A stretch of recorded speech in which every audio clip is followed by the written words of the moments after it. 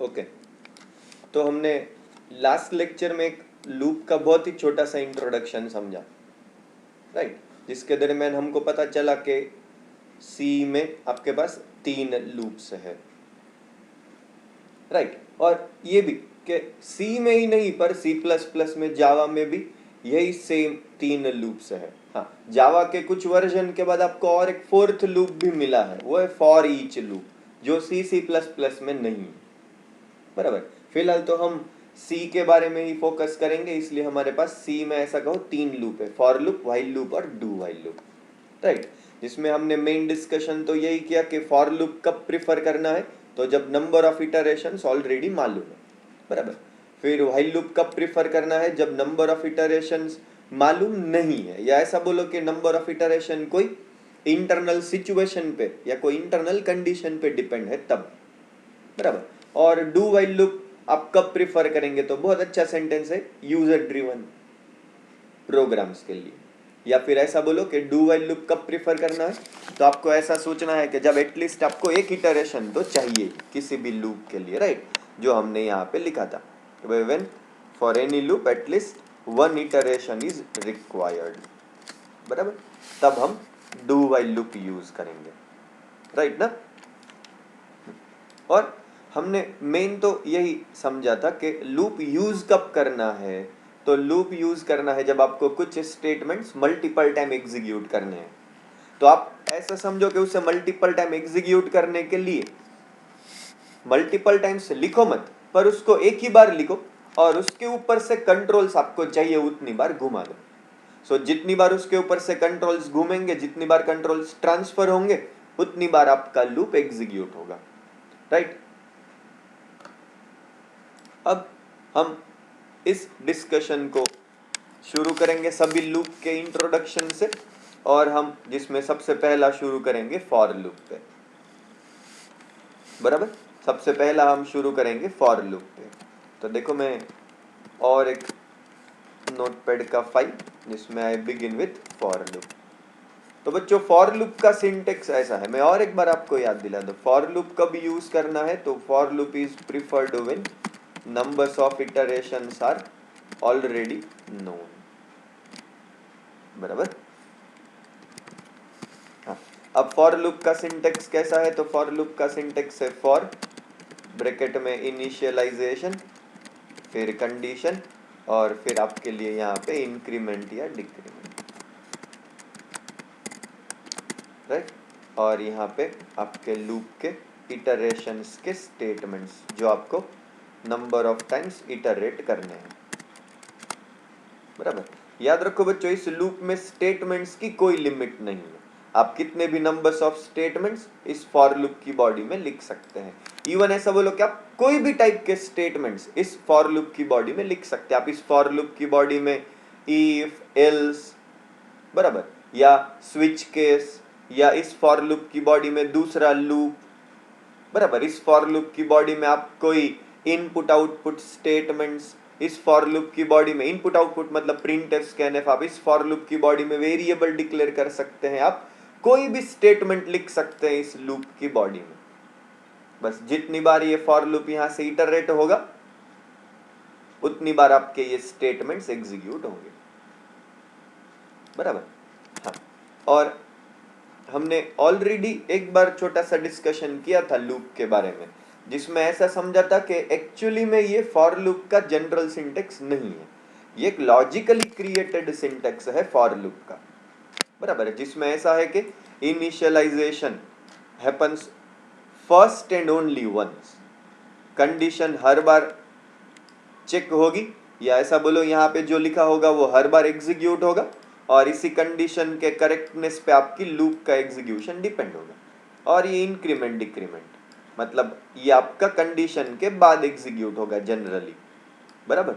तो ये लूप जब इटरेट होके वापस आएगा यू टर्न करके, तब इंक्रीमेंट डिक्रीमेंट होगा। मतलब ऐसा समझो कि इनिशियलाइजेशन सबसे फर्स्ट, फिर उसके बाद कंडीशन चेक होगी, उसके बाद आपके स्टेटमेंट्स एग्जीक्यूट होंगे, और सबसे लास्ट में आपके लिए होगा इंक्रीमेंट डिक्रीमेंट 4 नंबर, बराबर। तो ये इस तरीके का एग्जीक्यूशन होगा, पहले इनिशियलाइजेशन, फिर कंडीशन, अगर कंडीशन ट्रू है तो स्टेटमेंट्स, और यहां से जब कंट्रोल्स रिपीट करेंगे तो इंक्रीमेंट डिक्रीमेंट परफॉर्म होगा।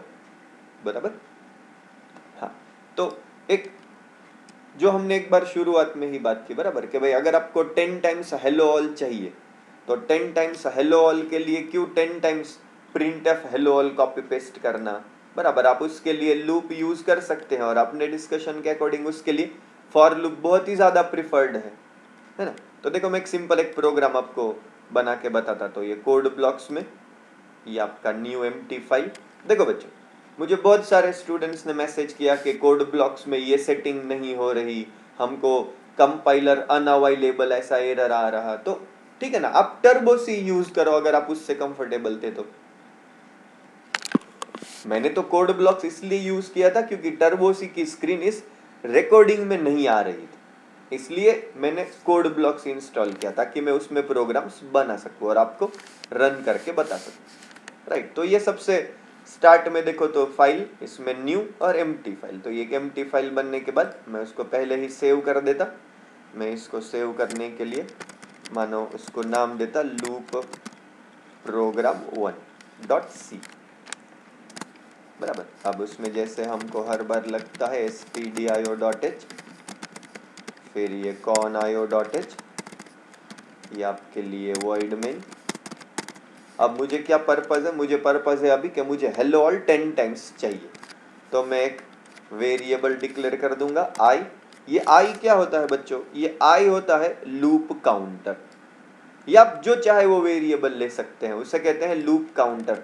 लूप काउंटर मतलब वो वेरिएबल जिसको आप लूप इटरेट करने के लिए रेफर करते हैं या लूप इटरेट करने के लिए यूज करते हैं, या ऐसा बोलो कि जिसकी वैल्यू के ऊपर ये लूप का इटरेशन डिपेंड है। बराबर। देखो मैं पहले एक सिंपल शुरू कर देता प्रोग्राम। तो पहले एक प्रिंटफ, मानो मैं नाम दूं मेन स्टार्ट्स, और फिर अब आपका फॉर लूप। ये मेन स्टार्ट्स वगैरह की कोई ज़रूरत नहीं, पर फिर भी आपको समझ में आए इसलिए। और i प्लस प्लस, और इसके अंदर एक प्रिंटफ मानो हेलो ऑल और स्लैश।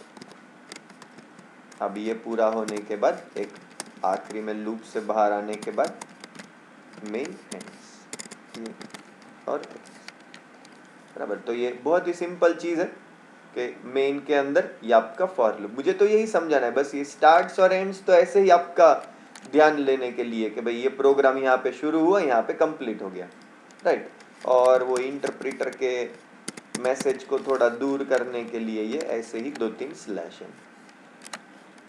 बराबर। अब इस पे हम बिल्ड इसको कंपाइल करंट प्रोग्राम, कुछ इसमें ज़्यादा नंबर ऑफ स्टेटमेंट्स या कुछ दिमाग वाला है ही नहीं, ऑब्वियसली 0 एरर। अब इसी को रन करो आप तो आपको 10 टाइम्स हेलो ऑल आएगा।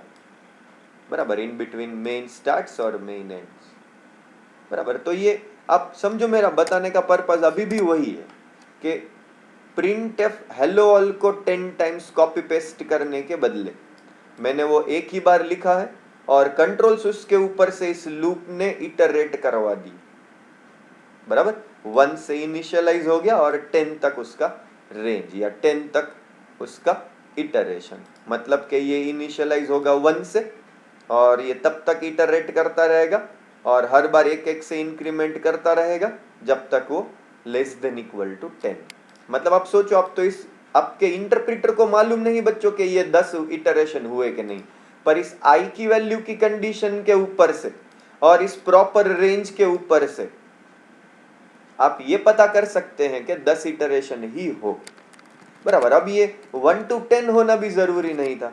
देखो मैं और एक चीज आपको इसी में आगे ऐड कर देता कि %d और उसके साथ इस i की वैल्यू भी। बराबर, मतलब ये अल्टीमेटली तो i एक आपका इंटीजर वेरिएबल है, तो ऑब्वियसली आप उसको प्रिंट करने के लिए यूज कर सकते हैं। मैं इसी को फिर से कंपाइल, बराबर, और अभी उसी को फिर से रन, तो आपको वो हेलो ऑल के साथ आपका लूप काउंटर का वैल्यू भी मिलेगा 1 2 3 4 5 6 7। बराबर। हाँ, अब बच्चों ये भी जरूरी नहीं है कि इसे 1 to 10 ही चलाओ। आपको बस क्या पर्पज है आपका कि आपको 10 इटरेशन से मतलब है। मैं इसको 1 to 10 के बदले अगर 10 से लेके 19 तक भी चलाऊंगा तो भी 10 इटरेशन ही होंगे, सॉरी 18 तक, क्योंकि 10 इंक्लूड करना है, बराबर। तो 10 से लेके राइट 19 तक भी अगर मैंने चलाया तो भी इसके 10 इटरेशन ही होंगे। अगर मैं इसको 11 से लेके 20 तक चलाऊंगा तो भी इसके 10 इटरेशन ही होंगे। अगर आप इसको 11 से लेके 30 तक चलाओगे तो 20 इटरेशन होंगे। तो मैं यहाँ पे चेंज कर दूंगा i equal to i plus 2, मतलब अब हर इटरेशन में ये 2 से इंक्रीमेंट करेगा अप टू 30, बराबर। देखो कंपाइल, बराबर। अब इसको फिर से आप रन करो तो ये आपको एक एक से इंक्रीमेंट करने के बदले अब 2 2 से इंक्रीमेंट करेगा। अब इस बार मैंने यहाँ पे i प्लस 2 यूज किया, तो 11 से ऑनवर्ड्स वो आपको 10 इटरेशन करेगा अप टू 30, क्योंकि अब इस बार ये 2 से इंक्रीमेंट करेगा। हाँ, आप चाहते तो यहाँ पे अप टू 40 लेके जाते थे तो 3 से इटरेशन में इंक्रीमेंट करते थे। अब i की वैल्यू 3 3 से इंक्रीमेंट होगी, बराबर। बच्चों याद रखो, फॉर लूप में आपका सबसे इंपॉर्टेंट पार्ट ये रेंज ही है, कि आपको कहां से उसे इनिशियलाइज करना है और उसकी कंडीशन कहां तक लेके जानी है, और उस कंडीशन तक पहुंचने के लिए उतने इटरेशन के लिए आपको कितने से इंक्रीमेंट करना पड़ेगा, बराबर। तो या इनक्रीमेंट मैं एक और छोटा चेंज करता आपके लिए। मैं इसी प्रोग्राम को 10 से शुरू करके तब तक चला था जब तक ये ग्रेटर देन इक्वल टू 1 है, और मैं i माइनस माइनस करता तो भी चलेगा। अभी ये तो भी 10 से लेके 1 तक। अभी देखो कंपाइल, बराबर, कोई एरर नहीं, और रन। तो यहाँ पे देखो तो 10 से रिवर्स में, बराबर। ये भी पॉसिबल। आपको सिर्फ 10 इटरेशन से मतलब है, क्योंकि इस प्रोग्राम में हमको 10 इटरेशन चाहिए। आपको 20 इटरेशन करने हैं, बस ये रेंज का पूरा गेम है। अगर 20 इटरेशन कर रहे थे तो आप इसको 10 से लेके ग्रेटर देन इक्वल टू -10 तक ले सकते थे, जिससे ये अब 20 इटरेशन करेगा आपके लिए, बराबर। तो यही तो पर्पज है ना, इसलिए तो ऐसा कहते हैं कि फॉर लूप कब यूज करना, जब नंबर ऑफ इटरेशन ऑलरेडी मालूम। तो अगर आपको नंबर ऑफ इटरेशन ऑलरेडी मालूम होते थे तभी तो आप ये रेंज प्रॉपरली सेट कर सकते थे कि कहाँ से इनिशियलाइज करना है, कहाँ तक कंडीशन लेके जाने हैं, और क्या इंक्रीमेंट करना है या डिक्रीमेंट करना है, कितने से इंक्रीमेंट करना है, कितने से डिक्रीमेंट करना है, बराबर। तो ये फॉर लूप का आपके लिए सबसे सिंपल प्रोग्राम, जिसमें हमको सिर्फ 10 टाइम्स हेलो ऑल प्रिंट करना है, बराबर। अब एज असाइनमेंट आप एक सिंपल प्रोग्राम ट्राई करो जिसमें आप हेलो ऑल 50 टाइम्स प्रिंट करने के अलग अलग लूप के ये कॉम्बिनेशंस लिख के बताओ। पर आप एक कॉम्बिनेशन मत लिखना, आप 4-5 अलग अलग कॉम्बिनेशन लिखो जिससे आप 50 टाइम्स हेलो ऑल स्क्रीन पे ला सको, बराबर। अब इसी सीरीज में एक छोटा सा प्रोग्राम चेंज कर देता और अब मैं ये हेलो ऑल मैसेज हटा देता और उसके बदले सिर्फ ये काउंटर की वैल्यू।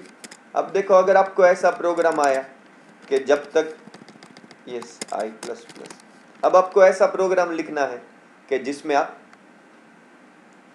1 to 10 के डायरेक्ट सारे के सारे वैल्यूज प्रिंट करो अप टू 1 to 10, या सारे नंबर्स प्रिंट करो 1 to 10।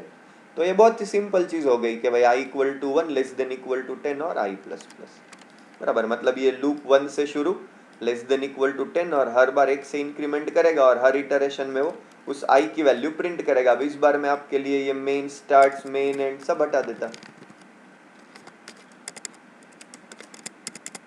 बराबर। अब देखो यही प्रोग्राम फिर से कंपाइल, अभी आपको सिर्फ नंबर बताएगा क्योंकि मैसेज तो मैंने हटा दिया उसका, तो अब ये सिर्फ आपको 1 to 10 बताएगा, बराबर। अब अगर इसी प्रोग्राम में आपको 1 to 10 के बदले 10 to 1 रिवर्स में चाहिए था तो आप यही लूप में चेंज करते थे, आप उसे 10 से इनिशियलाइज करते थे और कब तक चलाते थे, जब तक i का value greater than equal to 1 और i माइनस, मतलब अब ये 10 से शुरू होता था और 1 तक इटरेशन करता था, सॉरी, बराबर। अब आप इसी को कंपाइल करो फिर से, ऑब्वियसली बहुत ही सिंपल, और उसी को रन करो तो आपको अब ये 10 to 1 रिवर्स में मिला, बराबर। तो हाँ, इससे आपको मुझे दो चीज समझानी है। पहला ये कि ये जो आपका वेरिएबल था, variable that you used in loop is called as इसको क्या कहते हैं, उसको कहते हैं लूप काउंटर, बराबर। हाँ, और अल्टीमेटली देखो आप अगर, तो अल्टीमेटली दैट वेरिएबल या that loop counter is a variable, therefore you can even use it in your loops body to perform any operation on it. जैसा मैंने यहाँ पे आपके लिए उसे प्रिंट किया, आप उसको प्रिंट कर सकते थे, उसका स्क्वायर क्यूब कर सकते थे, आप कोई भी ऑपरेशन परफॉर्म कर सकते थे, बस आपको ये अल्टीमेटली तो वेरिएबल, बराबर। तो ये बहुत ही सिंपल से दो प्रोग्राम लूप के। तो आप देखो तो हमने फर्स्ट प्रोग्राम किया बहुत ही सिंपल लूप का, जिसके अंदर हमने प्रिंट किए, print all the numbers from 1 to 10, बराबर। उससे भी पहले का प्रोग्राम हमने किया कि भाई program to print hello all message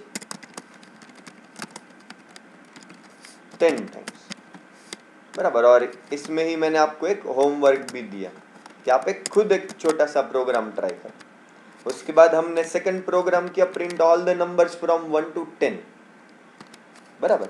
अब उसके बाद और एक आपको थर्ड प्रोग्राम, राइट। तो आपको और एक थर्ड प्रोग्राम जो हमने किया वो था print all the numbers from 10 to 1, मतलब ये था आपका इन रिवर्स ऑर्डर, जिसमें हमने यूज किया i माइनस माइनस और इसके अंदर हमने यूज किया i प्लस प्लस, बराबर।